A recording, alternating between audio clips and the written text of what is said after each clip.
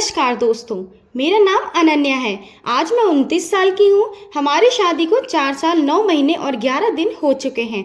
हाँ, मैं आज भी गिनती रखती हूँ क्योंकि पहले 4 साल तक मैं बस दिन गिनती रहती थी कि कब मेरा पति घर आएगा, कब मुझे उसका साथ मिलेगा। मेरा पति आदित्य एक मल्टीनेशनल बैंक में वाइस प्रेसिडेंट है। शादी से पहले वो मेरे कॉलेज का सीनियर था। रोज मुझे कॉलेज गेट तक छोड़ता था, लाइब्रेरी में मेरे बगल में बैठता था, मेरे नोट्स बनवाता था, मेरे लिए कॉफी लाता था। उसने मुझे सपने दिखाए थे, अनन्या शादी के बाद हम दोनों हर महीने कहीं घूमेंगे, मैं तुम्हें दुनिया की सारी खुशियां दूंगा, तुम्हें कभी अकेला नहीं छोड़ूंगा। लेकिन शादी के 8वें महीने में ही उसका ट्रांसफर मुंबई से सिंगापुर हो गया, फिर लंदन, फिर न्यूयॉर्क। अब तो साल में सिर्फ 2 बार आता है, दिवाली पर 10 दिन और मेरे बर्थडे के आसपास 5-7 दिन। आते भी हैं तो फोन पर मीटिंग, लैपटॉप पर प्रेजेंटेशन। रात को जब मैं उसके बगल में लेटती हूँ तो वो हेडफोन लगाए yes sir will revert my Monday EOD बोलता रहता है। मैं चादर ओढ़कर मुंह फेर लेती हूँ और तकिए में मुंह दबाकर रोती हूँ। हमारा घर जयपुर के पास एक कस्बे में है, संयुक्त परिवार वाला। सास ससुर, मेरी छोटी ननद तन्वी जो अभी बीकॉम फाइनल ईयर कर रही है, और मेरा देवर यश। यश 31 साल का है। उसकी शादी को 2.5 साल हुए हैं। उसकी पत्नी का नाम काव्या है। उनकी 1 साल 10 महीने की बेटी है आराध्या। यश पापा के साथ मिलकर पुराना ज्वेलरी का बिजनेस संभालता है, 2 शोरूम और एक फैक्ट्री। सुबह रात 10-11 बजे तक काम, लेकिन काम के बावजूद वो घर को इतना वक्त देता है कि देखकर पहले तो जलन होती थी, फिर वो जलन कुछ और बन गई। सुबह जब काव्या सोई रहती है तो यश खुद आराध्या को नहलाता है, प्लास्टिक की छोटे टब में गुनगुना पानी भरता है, जॉनसन बेबी सोप की झाग बनाता है, आराध्या को गोद में लेकर लल्ला लल्ला लोरी गाता है, फिर तौलिया से पोंछकर पाउडर लगाता है, छोटी छोटी चोटी बनाता है। मैं बगल में कमरे से सब सुनती रहती। शाम को जब काव्या थक कर सोफे पर लेटती है तो यश उसके पैर दबाता है। मैंने कई बार देखा, काव्या की आंखें बंद होती हैं, चेहरा सुकून से चमकने लगता है। यश धीरे धीरे उंगलियां फेरता रहता है और पूछता है, यहाँ दबाऊं, यहाँ दर्द है। रात को जब आराध्या रोती है तो यश उसे गोद में लेकर पूरे घर में घूमता है, कभी बालकनी में, कभी छत पर। मैं खिड़की से देखती, चांदनी में उसकी परछाई और आराध्या का छोटा सा सिर उसकी छाती पर टिका हुआ होता।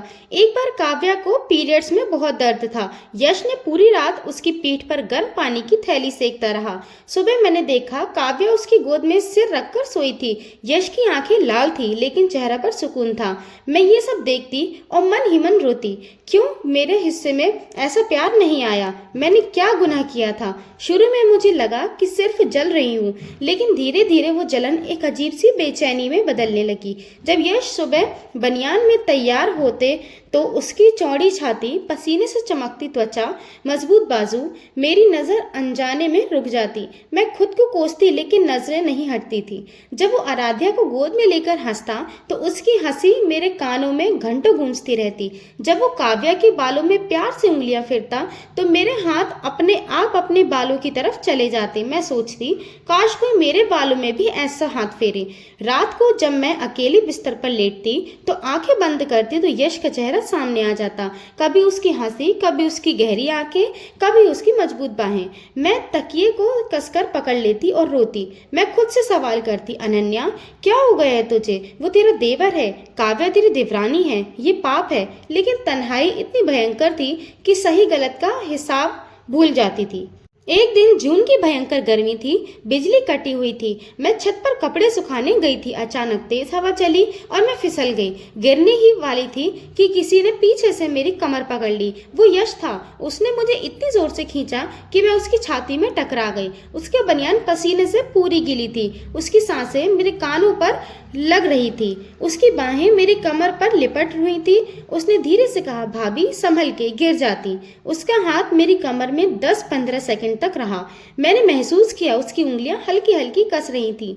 मैं कुछ बोल नहीं पाई, बस उसकी आंखों में देखती रही। उसने भी मेरी आंखों में देखा, फिर अचानक उसके हाथ छोड़ा और बोला, चलिए नीचे चलते हैं, बहुत गर्मी है। उस रात मैं सो नहीं पाई, पूरा शरीर जल रहा था। मेरे हाथ अपने आप अपनी कमर पर गए जा रहे थे, उसका हाथ था।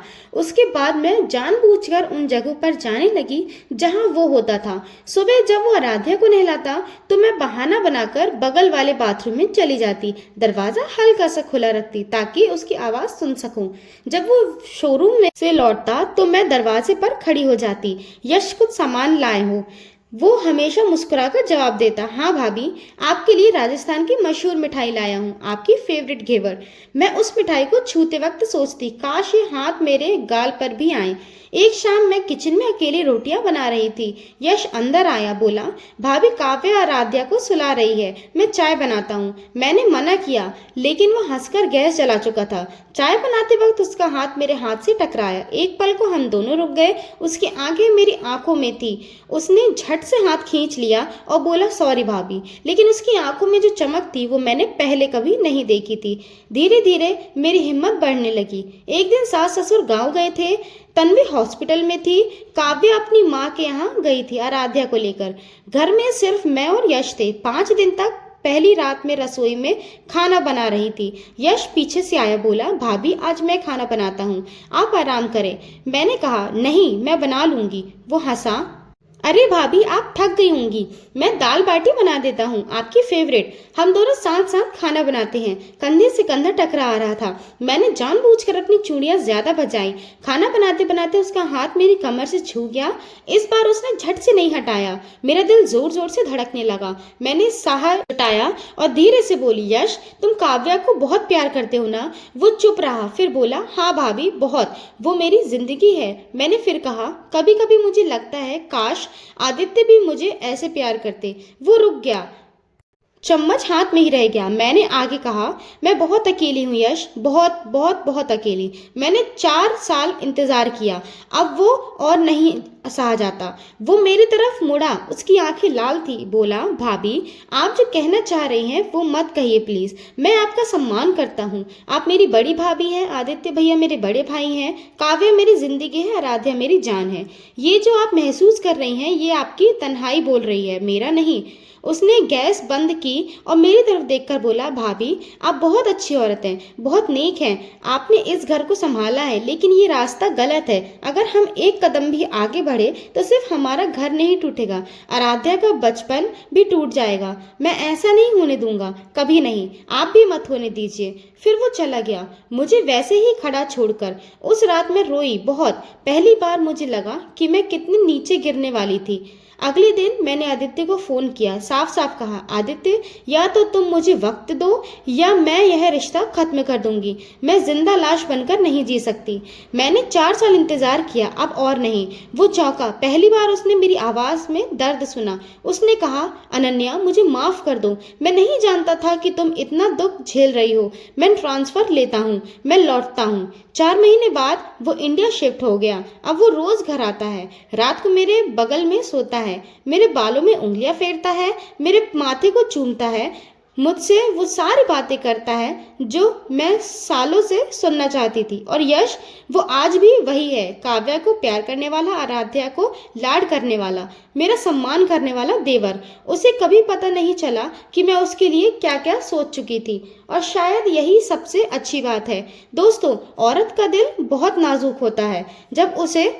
जब उसे अपने पति से प्यार, सम्मान और साथ नहीं मिलता तो वो कहीं और ढूंढने लगता है, लेकिन वो कहीं और हमेशा गलत रास्ता होता है। अगर मैं उस दिन यश से अपनी बात पूरी कर देती तो आज 3 घर उजड़ चुके होते। मेरा काव्या का, आराध्या का सौभाग्य से मैं रुक गई, और आदित्य ने भी वक्त रहते मुझे समझ लिया। तो बस यही कहना चाहती हूँ, अगर अपना पार्टनर आपको वक्त नहीं दे रहा है तो चुप मत रहिए, बोलिए, लड़िए, समझाइए, लेकिन किसी तीसरे के कंधे पर सिर रखने की गलती कभी मत कीजिए, क्योंकि वो कंधा कितने भी मजबूत लगे वो आपका नहीं होता। धन्यवाद। अगर आपको कहानी अच्छी लगी हो तो लाइक, शेयर और सब्सक्राइब जरूर करिए। अगली कहानी तक अपना और अपने रिश्तों का ख्याल रखिए। नमस्ते।